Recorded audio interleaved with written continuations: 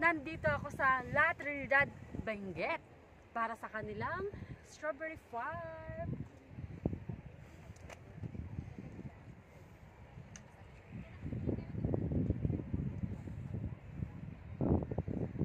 Malamig yung simoy ng hangin kasi magpapasko na. Joke. Malamig ang simoy dito ng hangin kahit na nakakasilaw at mainit sa pisngi yung araw, pero it's still early. Mag-aalas 8 pa lang, kaya it's time para kumuha ng mga strawberry. Let's go!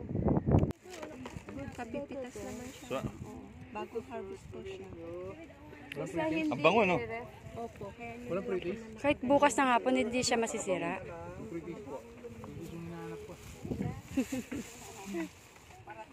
Sweeties, walang sweet. Pretty. One.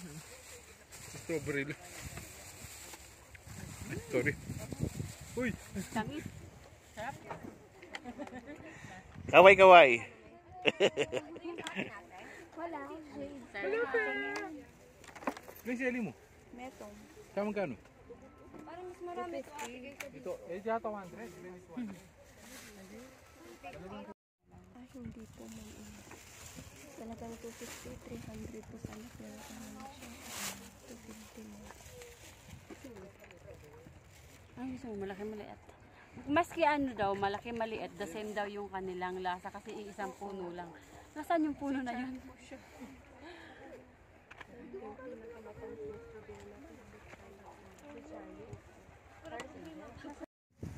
Bumili ako ng strawberry. Ito yung variant na tinatawag na Sweet Charlie. Tama na, ma'am. Ito yung matamis na variant ng strawberry na natikman na namin. Kaya, ito na yung pinili ko. Picture mo. Sarap dito. Lamig ng panahon.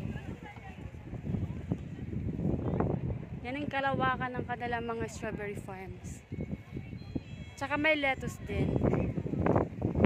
Tapos nagbibenta sila ng lettuce.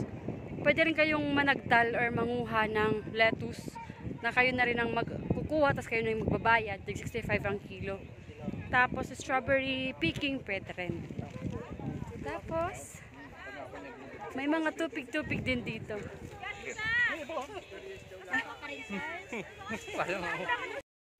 Ito ay tinatawag na tupig, pero kakaiba siya kasi strawberry tupig siya. Lettuce po, ma'am. 50 pesos. So, anong lasa ng strawberry tupig? Opo, ma'am. Matamis siya nangyari yung baka gusto, ma'am. Lettuce po. 50 pesos. Nandun pa rin yung lasa ng gata, tsaka ng nyog. Ganon. Sabay ng punay. Tapos kinumbay na ng strawberry. Ay, may may mga strawberry, oh. Ma'am, strawberry cookie. Parang kumakain ka ng Barbie food, kulay pink. Masarap, matamis. Tapos meron siyang roasted na lasa dahil nga dito sa dahon ng saging. Ayan. Isa pa. Feeling ko masarap tong kapartner ng black coffee. Ma'am, try mo kaya. Mainit pa. 15 piraso na po, 100. Try nyo muna. Try piece muna kayo, ma'am. 3, 6, 9, 12, 15. Bumili na ako niyan. Isang 100 pesos. Thank you po. 15 na piraso na ganito. Ma'am, 50 pesos. Tapos meron siyang pa-free taste kaya bili na kayo dito kay ate. Thank you po. Strawberry. Yes po, ma'am. Try nyo muna.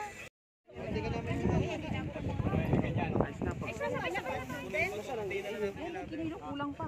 Ate, ito. Kulang pa to, ma'am. Hindi. Magkasama. Aba, magkasama.